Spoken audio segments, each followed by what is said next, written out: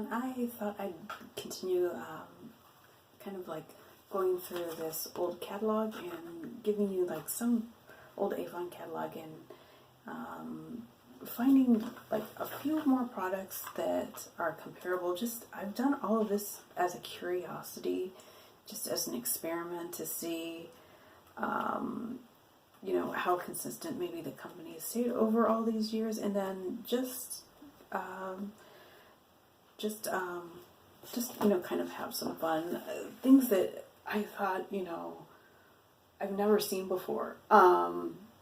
You know, like I tried this, I don't know if you can see it, it's this liquid perfume, liquid deodorant, and I had never seen it in my life, you know, kind of like the liquid one. However, this one, it is still made today. And then here's like also the box, and I was surprised, you know, it has kind of a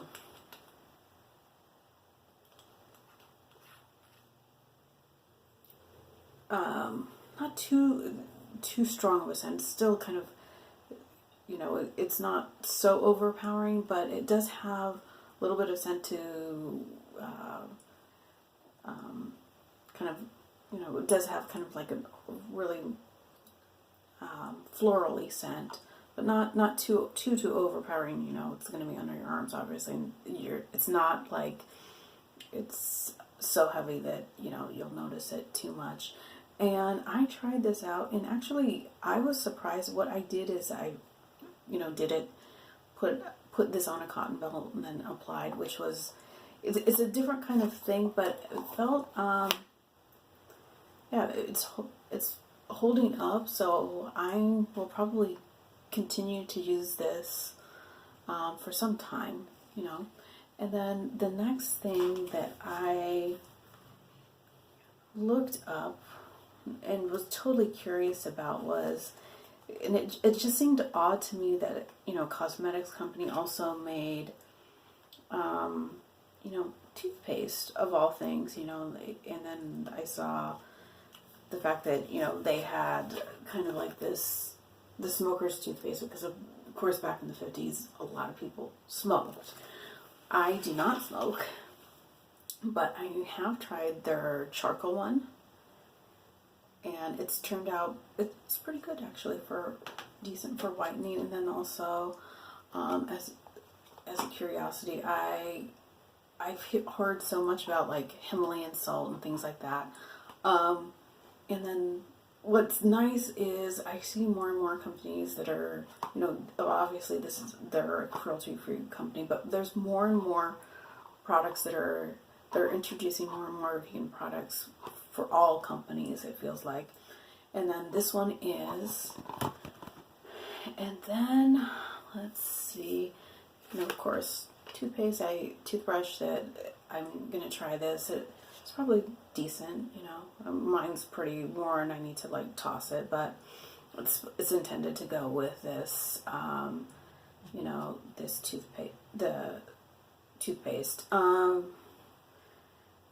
then also what was kind of neat is, you know, they have like such a wide variety of bath, body works, even now, they have them then, and,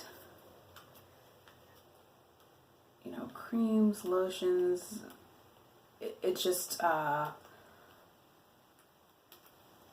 you know, they have something called the silicone hand formula, and they still make a version of this today, which this is, you know, it has a pretty light scent. It's nice. So I obviously everyone's, you know, if you're washing your hands quite a bit, this is a nice, you know, hand lotion. It's not very expensive either. And like in terms of skincare, you know, things have changed quite a bit. Even back then they had like Clearskin soaps and lotions, and then also if you're a bit older, they also had what I thought it was really funny. They call it and I think they literally had, they called it hormone cream, and this, I believe they did put hormones in the cream. Obviously, I'm not doing anything like that. I'm just, my skin is so very sensitive and temperamental. So I tried the Hydra Fusion, and basically this is my primary product. I can't take anything heavier than this. My skin is so sensitive. This is kind of like light to the touch. I don't like anything heavy. My skin's very sensitive, and it's also sometimes, prone to breaking out. So I don't want anything like too heavy. And then I'm surprised this is also vegan product as well, which is kind of nice. All the products are cruelty free. And then what I have been using just as a wash is their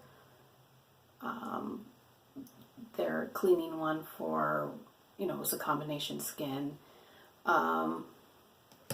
Maybe once a week, or twice a week, I will use the pore scrub, but not much more than that, because I'm extremely sensitive. If I use it any more,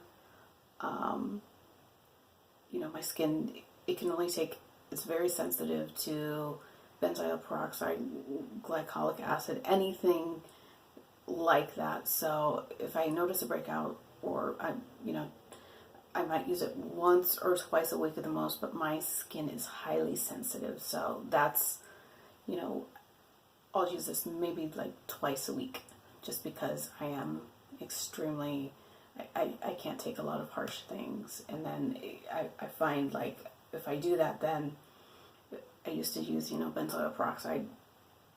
It made inflame things even worse. So I need to be very, very careful in what I use.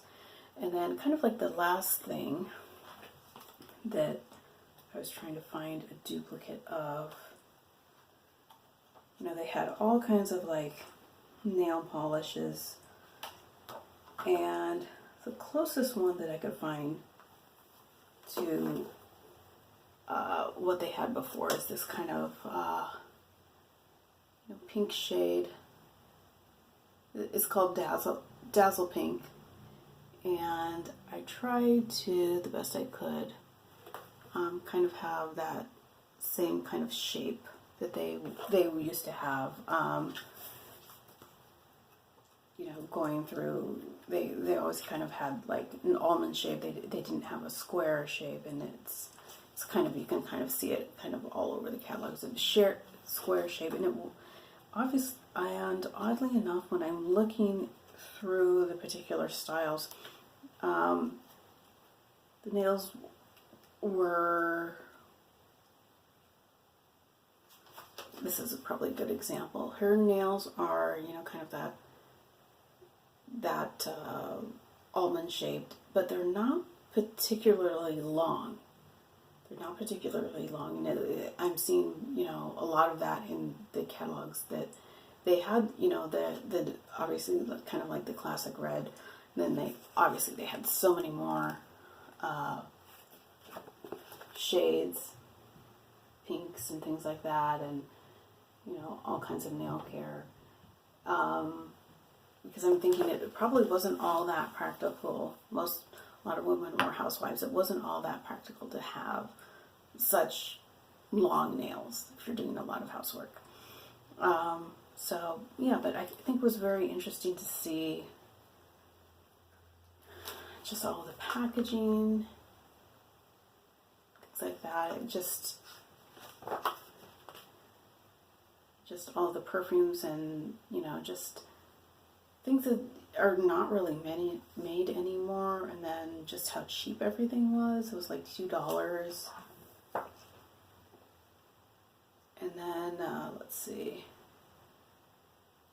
they even had sanitizers like for the house in here as well, mint scented, like kind of like Lysol types of products.